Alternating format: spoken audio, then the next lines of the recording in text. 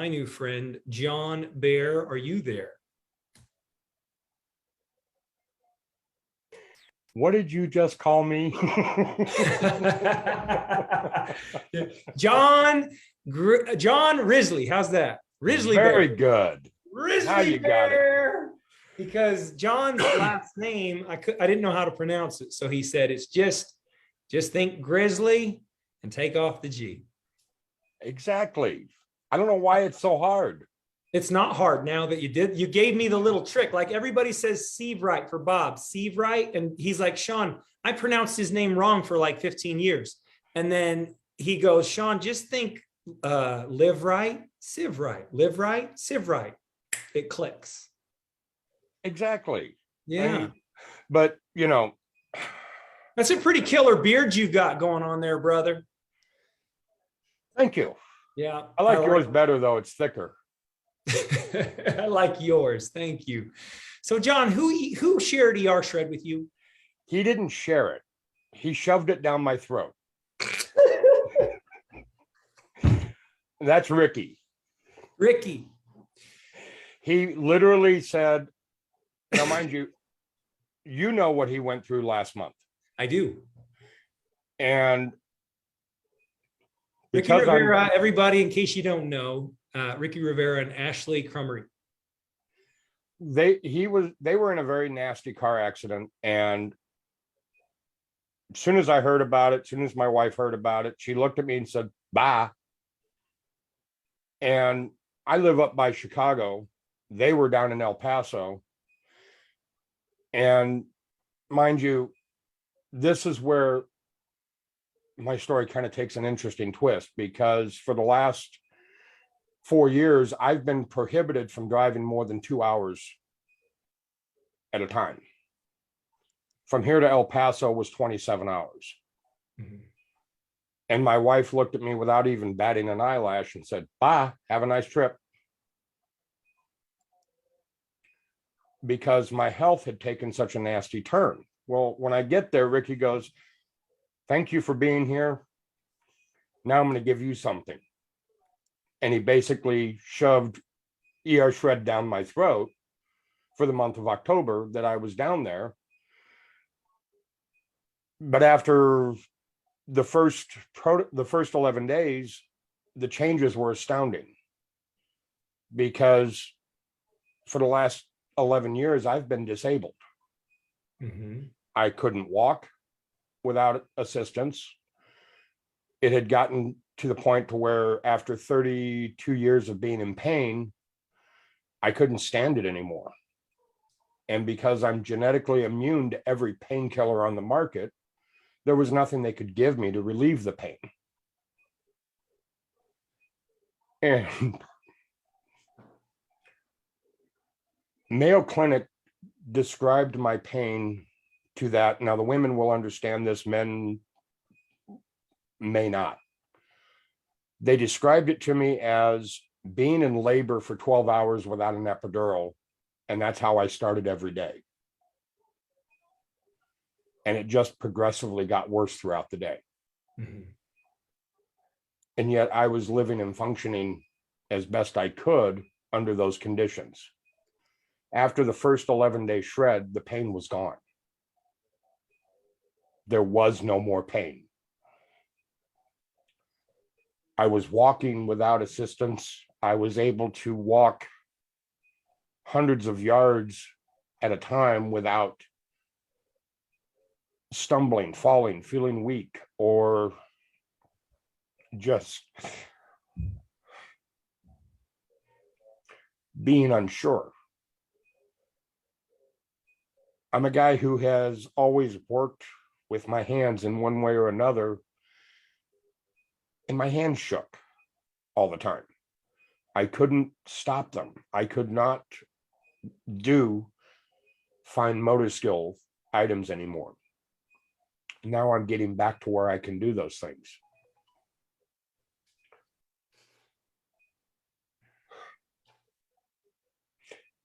And I swore to myself I wasn't going to cry, but yet I can't help it.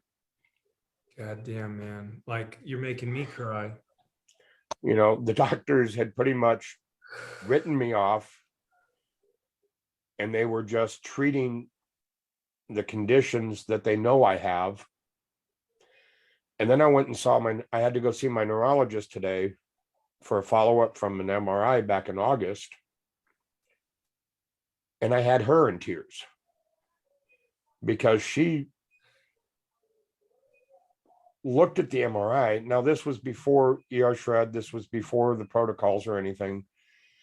But she looked at me and goes, I don't know how, but your previous MRI showed a decrease in brain mass and some abnormalities that shouldn't be there. Yet your new MRI shows your brain has gone back to what it's supposed to be. Mm. And to see me walking and functioning and doing things like I should be doing astounded her. And she even asked me how and why and what changed. And when I told her, she just looked at me and says, keep doing it. Because prior to going to Texas, I was on 13 medications a day, including antidepressants, antipsychotics. No, I'm not psychotic. Well, that's debatable. But I'm not taking any of those anymore. I've been taken off of everything as of today. Under the supervision of a medical doctor. Yeah. Yes. Good job. That's all we recommend, is that if anybody considers doing such, that they do so under the supervision of a medical doctor. Now, Jon, holy crap, man. Like, this is insane. Like, this is really amazing. I don't even know where to begin. Did you have something else you wanted to share just now?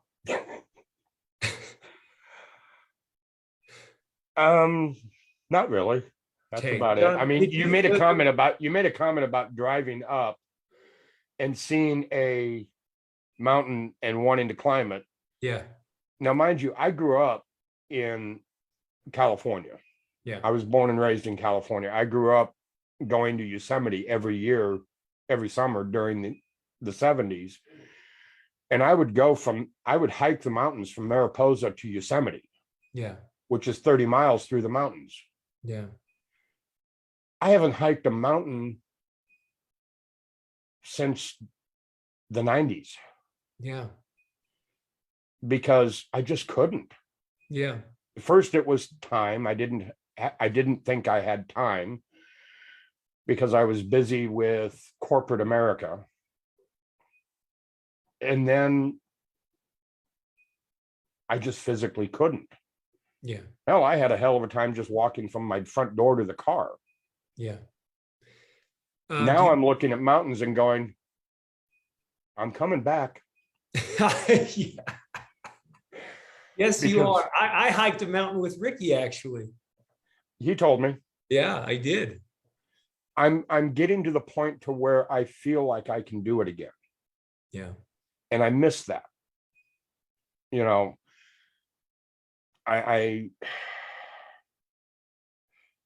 so I got your point. I really got a kick out of it when you said now ER shredders are driving up to the mountain going, stop, I'm going to climb you. Because that made sense to me. Yeah. And it's weird at 55 to start thinking that I'm going to go climbing mountains again, because I haven't done it for so long. Oh my God, it's going to be unbelievable when you do it. God, it's amazing. Well, it'll be with Ricky, so. Yeah, I'd love to join you guys, man. That'd be pretty special. Hey, measurables. How much, like, when did you start ER Shred? First week of October. First week of October. Oh, by the way, my dad, Tony Escobar, in the chat said, "Oh my Jon, what a great testimony." My dad's a pretty special dude. You'd like my dad a lot. He's very down to earth and real. Very cool. I try to like everybody. I mean, which is a strange contrast considering Hey, who I was. let's try something here. Watch this. Hey, Dad, can you unmute yourself? Yeah. Yeah. How are you feeling about this guy right now? Well, it's bittersweet. He's been through a lot. He's been through a lot, obviously, and he seemed to have restored his life. Yeah. It's a wonderful testimony to E.R. Shred. Do you remember when you used to always say that people can be the hero of their own story? He's a hero of his story, for sure. He's a hero to everybody else, too. He's inspiring. I'm no hero. I'm just a guy. I'm just here doing the best I can do. I think that we feel like you're a hero. Hey, Ricky, are you out there? Can you just unmute and ask how it feels to hear Jon share this in front of all of us publicly? I'm over here bawling, Sean. It's so like, I don't know if you can hear it in my voice, but I mean, you and I have had the talks. This is what I live for, is hearing people reclaim their life, to take it back, to actually get a chance to live and do what they loved once in their life, to have that again. It's amazing. Yeah. And I'm sure Batman here thinks the same. Yep. Yeah, Corbin. Yeah. Hi. So, but I mean, I've been over here just, I got tears of joy for him. Hey, man, it's the first time that I've ever heard of a literal forced ER shred feeding. Like, it's the first time I've ever heard of that, but it turned out well. You know, hold on, bud. There was 2 people that came out for us in El Paso. John was one of them, and my mom-in-law was the other. And Yeah. both have concerns, and both have turned those concerns around, and I couldn't be happier for them. Literally, I get, if you could see it, I get goosebumps just talking about it. It is, Dude, it makes you a superhero. Like you're literally, if you ever dreamed as a child, Ricky, of becoming a superhero later in life, like, I want to be a superhero, right? This is how superheroes would feel. This is how they would feel. I truly believe that. I do. I truly believe that. All right, I'm going to go back to Jon. Jon, as far as measurables, do you mind sharing how much you've lost since October 1st? Since October, I've lost just short of 20 pounds. Congratulations. Since I've been back home, I've kind of fluctuated a little bit, but I've discovered that being up here in this humid environment is not good for me, because some of the pain is starting to come back in my legs. But that's being attributed to the environment. Fascinating. Okay. So Ricky and I have been working really hard on getting me back down to Texas as soon as possible. Sure. In fact, I wasn't even supposed to be able to be on this call tonight, but some things changed and here I am. That's great.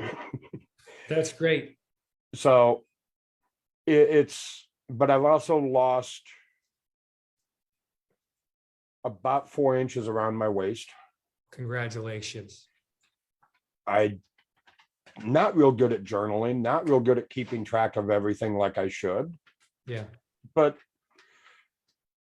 you know, the things that I'm measuring towards is, can I get back on a motorcycle? Can I start flying again? Can I start hiking again? Can I start hunting again? Can I start doing the things that I love to do? Yeah. Without fear? Yeah. You know, those are my measurables. I love that. Because I'm one of those that when I went in the military at 17, They said, you can't weigh more than 195 pounds. Mhm. So they forced me down to 190 pounds from 220. Just that 30-pound difference put me in the hospital Mm. because I had less than 5% body fat. Now, anybody that understands the human body, your brain is automatically 5% of your body fat. Mhm. To be less than 5% means I'm losing part of my brain, Sure. and my body shut down. Mm. So the military went, okay, new plan. You can eat and weigh as much as you want as long as your body fat content does not exceed 15%. Mhm. I graduated boot camp, 8% body fat, 265 pounds. Yeah, you're just a bigger dude. They realized that there's nothing I can do about it. I'm going to be big. I'm going to be a massive. You there, John? Yeah, I'm here. Yeah. So that's amazing. 8% body fat, 265. Yes. And you're pausing again. I'm pausing. Okay. There we go. Now I've got you back. There you are, John. I'm having issues with the internet for some reason. It No just problem, decided to John. go nuts on me. Well, John, I actually just realized it's 7:08 and we probably need to cut it. Anything else you'd like to say in closing? Thank you. To you, to Ricky. Oh, there is one thing I need to say to Batman.